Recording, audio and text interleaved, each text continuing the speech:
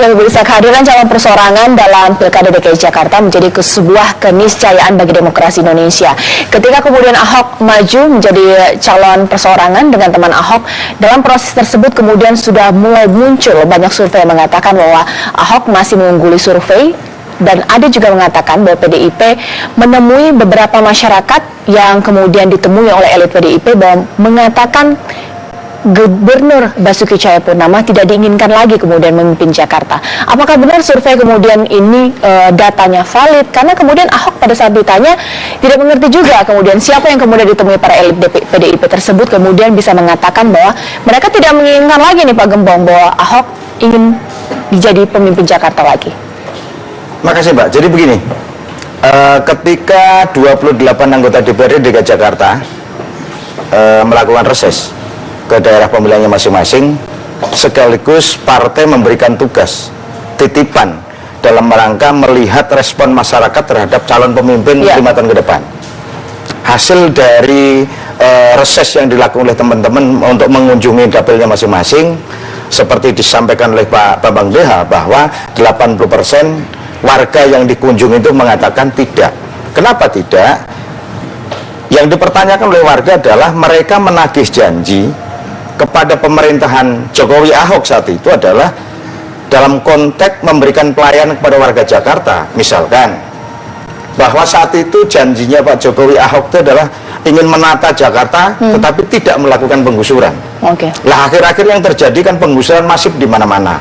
Nah inilah menjadi pertanyaan warga di tengah-tengah masyarakat, khususnya warga kelas menengah bawah, itu yang mengakibatkan warga khusus yang ditemuin oleh teman-teman anggota DPRD, 28 anggota DPRD itu mengatakan 80% warga yang ditemuin itu mengatakan tidak terhadap incumbent. Pak, ini yang dilakukan para elit PDIP ini tujuannya apa sih? Apakah ingin memetakan bahwa semakin meyakinkan lagi PDIP tidak ingin mengusung Ahok sebagai Gubernur DKI Jakarta? Bukan, ini pemetaan saja Pak, pemetaan. Artinya apa yang disampaikan oleh seluruh anggota DPRD ketika rapat pleno fraksi yang dipimpin oleh PLT Ketua DPD Pak Bambang Deha, teman-teman dari 28 anggota menyampaikan apa adanya yang mereka serap dari denut nadi warga Jakarta yang ditemui saat reses itu. Maka yang disimpulkan oleh teman-teman mengatakan bahwa yang saya temui setiap anggota rata-rata melakukan di 6 titik, ada yang 6, ada yang 7, ada yang 8. Dari 8 atau 7 titik itu yang mereka dapatkan seperti itu disampaikan oleh Pak Bambang Deha itu. Oke, Mas Hanta, ini kan memang survei beragam dengan hasil yang juga beragam. Tapi kemudian apa yang disampaikan oleh PDIP ini kemudian ditanggapi serius juga oleh Ahok. Kemudian mengatakan ini datanya dari mana? Di waktu yang bersamaan SMRC kemudian melakukan survei bahwa ternyata masih menunggu survei kok Ahok. Kemudian ini terjadi. Apa image yang kemudian bisa dilihat masyarakat di sini? Iya, kedua-duanya penting ya. Satu, memberi potret tentang persepsi publik dengan survei. Kemudian PDI Perjuangan memiliki mekanisme untuk menyerap aspirasi, saya lebih tepat menyerap aspirasi dari konstituennya dengan mekanisme internalnya.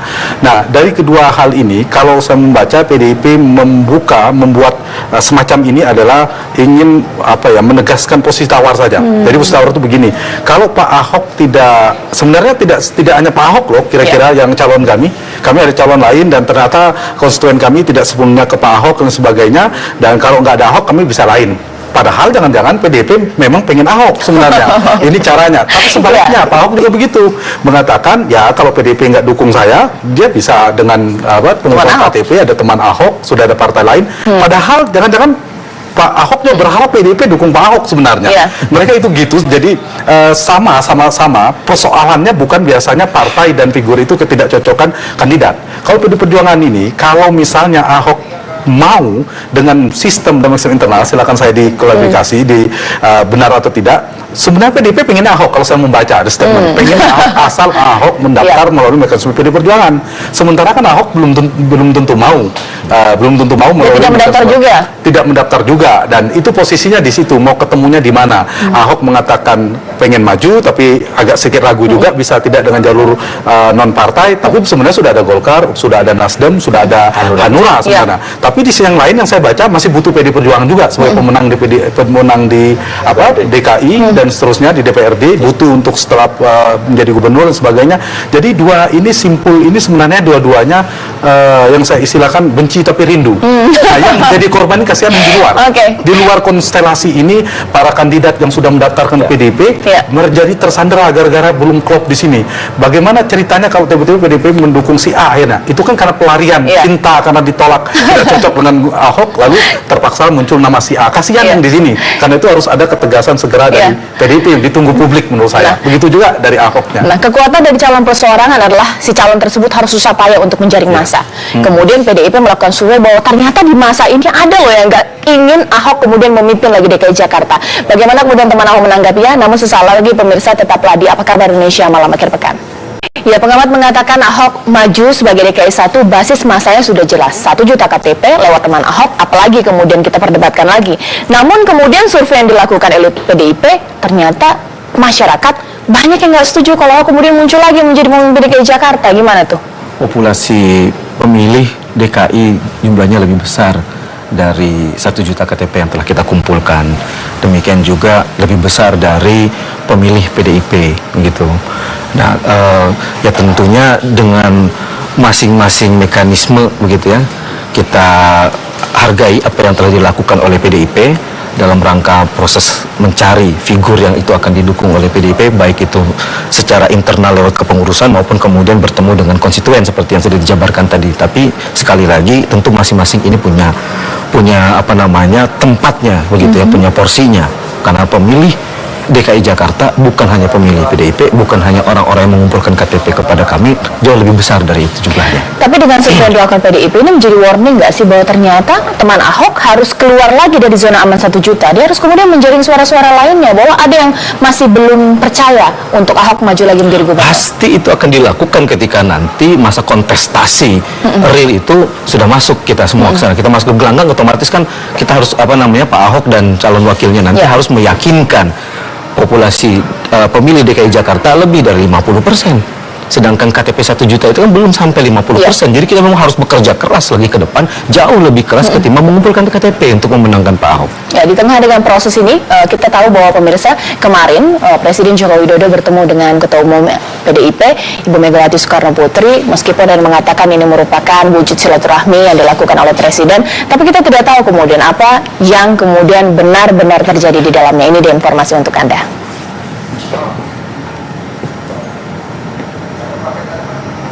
Nah, itu dia pemirsa, kalau misalnya kita melihat itu kemudian digulirkan kepada media mengatakan bahwa jangan-jangan dalam pertemuan Presiden Jokowi dengan Megawati bahwa hal ini mengindikasi arahnya bahwa Jokowi ingin sebagai penengah dari proses ini. Jiwanya Jokowi berada kepada Ahok, namun kemudian PDIP masih belum sepenuhnya ingin mengusung Ahok menjadi calon karena Ahok stay dengan teman Ahok. Melihatnya seperti apa PDIP? Gini Mbak, jadi selalu berkali-kali saya sampaikan bahwa PDI Perjuangan itu punya mekanisme yang harus ditaati oleh semua, baik internal maupun eksternal partai.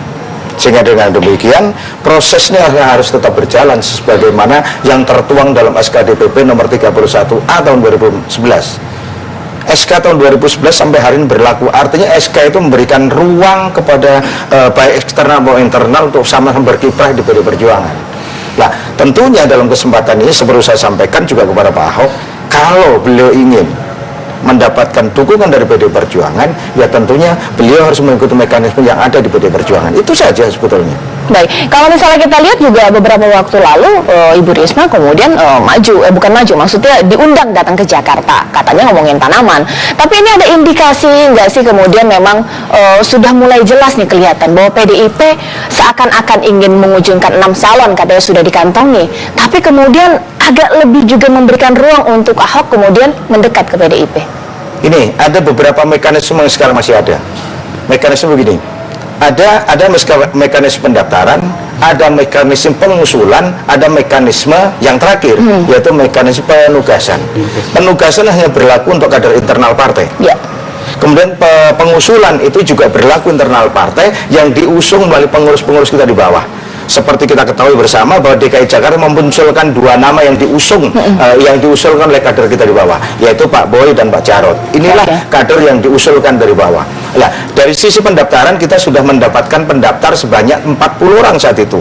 Dari 40 yang memenuhi syarat administrasi ada 34. Dari 34 yang mengikuti psikotes ada 27. Dari 27 itu yang kemarin dirilis oleh Pak Sekjen ada 6 calon atau 6 nominasi yang nanti akan diserahkan kepada Ibu Ketua Umum. Jadi 6 itu internal dari 27 yang mengikuti psikotes itu, Mbak.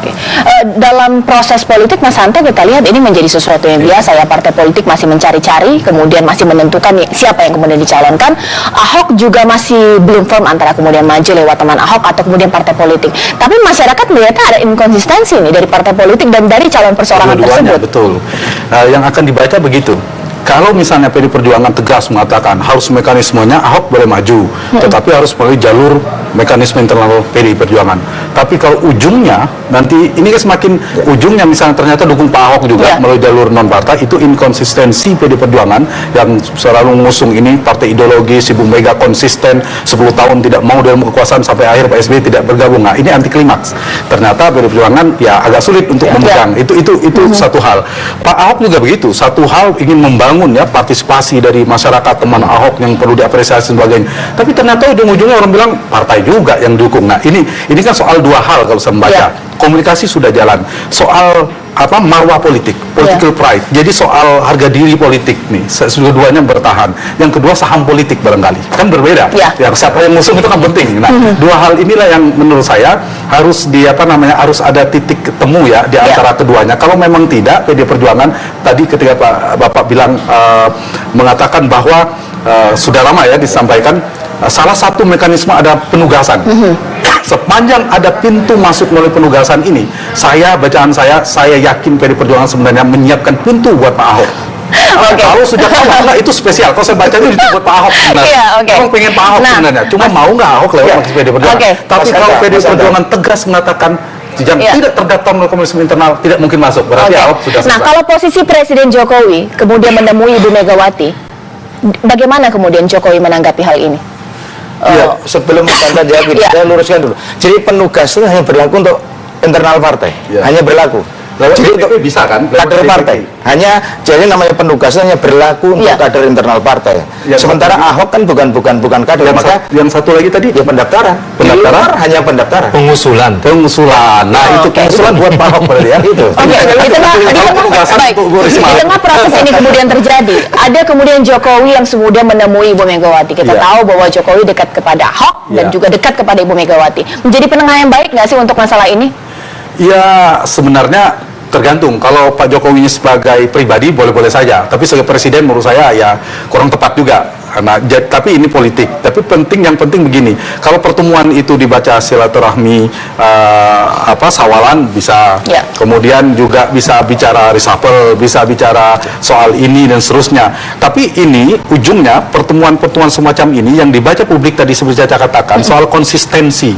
Nah, bagaimana kalau misalnya sebenarnya memang rindu, sebenarnya benci itu hanya seolah-olah di publik, yang dicari titik tengah agar ketika PD Perjuangan memutuskan mendukung Ahok, nah mungkin itu yang jalan tengah tadi ada yang memfasilitasi PDI Perjuangan tetap dengan mekanisme internal. Ahok kemudian menjadi calon dari PD Perjuangan juga tanpa meninggalkan mekanisme KTP, teman Ahok dan sebagainya. Tapi kalau tidak, PDIP harus sejak awal, kalau tidak Ahok ya kasihan yang lain menunggu daftar itu kasihan. Nah, itu menurut saya beri pembelajaran demokrasi dari PDI Perjuangan juga perlu. Jangan sampai justru mereka menjadi tanda petik tumbal politik. Kalau jika sebelumnya kemudian Ahok sangat konsisten untuk maju kemudian menjadi calon perseorangan, sekarang memang kemudian kita lihat di media sudah mulai melunak ya, kemudian mengatakan antara PDIP dan Ahok tinggal menunggu waktunya. Tapi di sini kan kita tahu bahwa ada teman Ahok yang berjuang batu-batuan untuk 1 juta KTP. Apakah kemudian tetap dengan jalur perseorangan atau kemudian sudah melirik ke partai politik? Nanti kemudian kita akan bahas sesaat lagi. Tetaplah di Apa Kabar Indonesia Malam Akhir Pekan. Kami akan kembali. Iya bisa. Kalau misalnya kita sudah beredar di media bahwa dari PDIP sudah menjaring 27 calon, kemudian dikerucutkan lagi menjadi 6. 6 itu saya penasaran. 6 ini siapa aja, Pak? Itu 6 masih dirahasiakan. yang penting ya.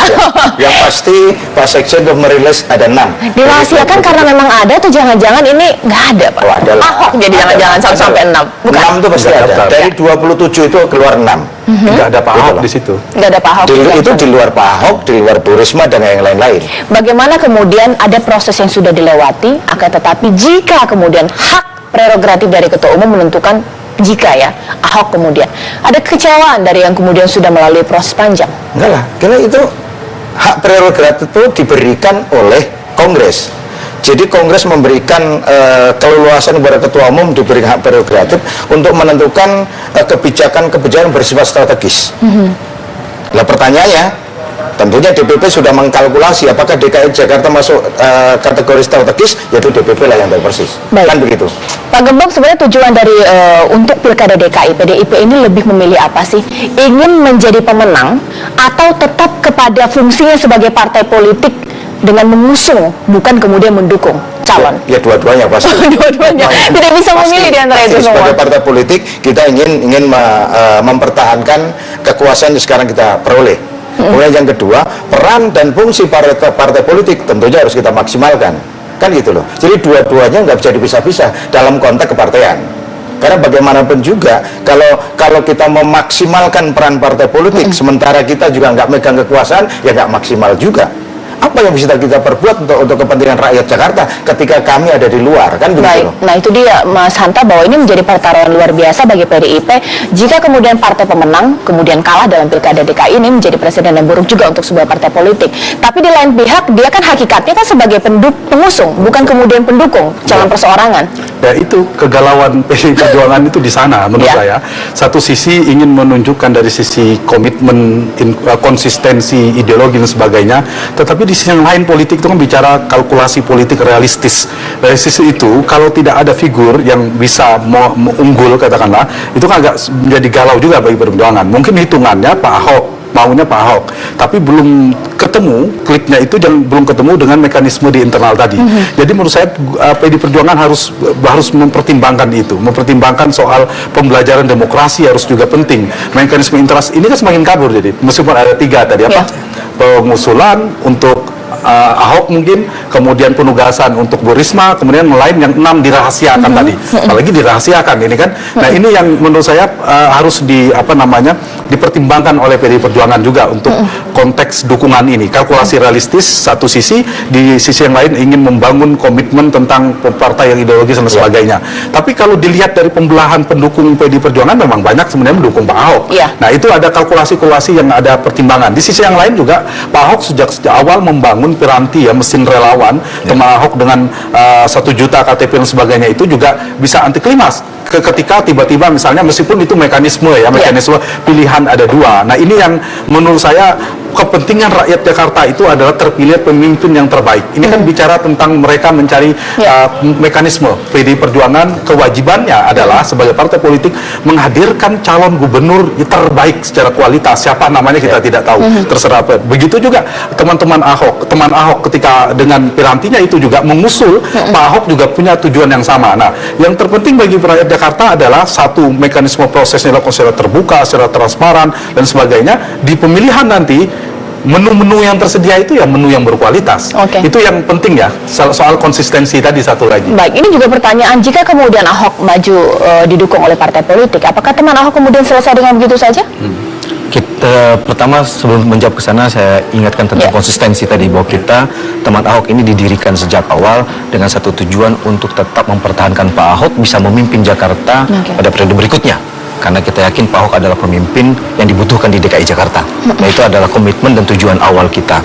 Nah, kalau kemudian nanti pilihannya adalah Pak Ahok akan maju melalui partai politik, dan itu sudah juga kami sampaikan bahwa kami tidak dalam keinginan untuk menyandera apalagi mempersulit Pak Ahok. Karena yang penting adalah Pak Ahok tetap dapat memimpin DKI Jakarta untuk periode yang akan datang. Itu tujuannya, gitu. Karena kami komitmen dan konsisten pada tujuan itu, gitu. Kalau kemudian Pak Ahok misalnya memilih kami sudah siap posisinya. Kendaraan yang sudah kami bikin sejauh ini dengan KTP yang sudah ada siap. gitu. Kapanpun dibutuhkan, kami akan segera menyerahkan KTP yang sudah kami kumpulkan. Tapi kalau kemudian ternyata ujungnya ada Pak Ahok menyatakan, oke, kita akan bersama-sama dengan partai politik, ya kami juga ingin ini bersama-sama, begitu.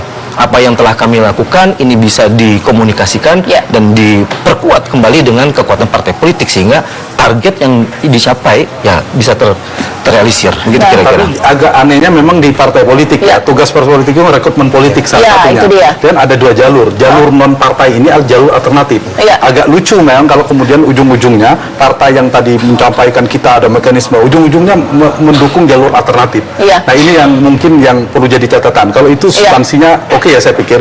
Jadi urutannya itu komunikasi politik itu paling di permukaan. Yang kedua adalah soal gengsi politik tadi. Yang ketiga saham politik yang lebih dalamnya. Kalau soal komunikasi politik menurut saya tidak ada problem.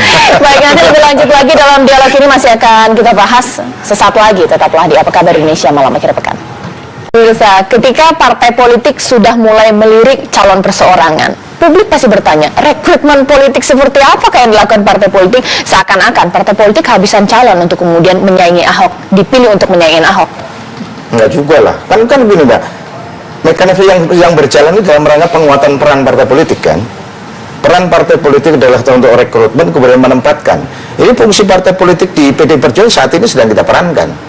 Sehingga kalau katakanlah nanti PDI Perjuangan, katakanlah nanti memberikan dukungan atau mengusung Ahok, kan bukan berarti kami mengusung calon perseorangan. Tidak mengusung calon perseorangan, tetapi PDI Perjuangan mengusung calon, tapi bukan calon perseorangan. Maka selalu awal saya katakan PDI Perjuangan tidak mungkin memberikan dukungan pada calon perseorangan. Itu garis partai.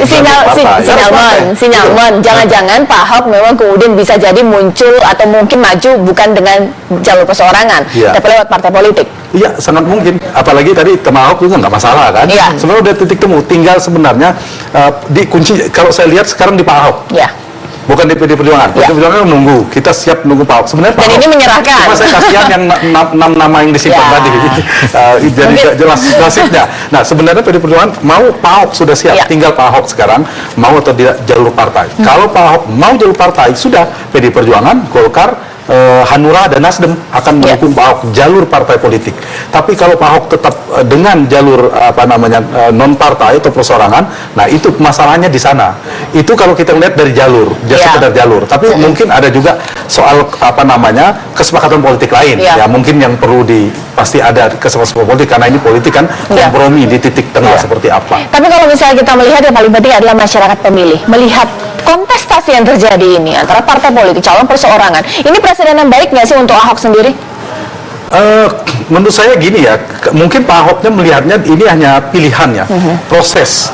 Substansi demokrasi kan ada dua, demokrasi substansial atau demokrasi prosedural. Kalau prosedural kita bicara proses, pemilu yang begini seterusnya. Nah, kita tadi bicara proses.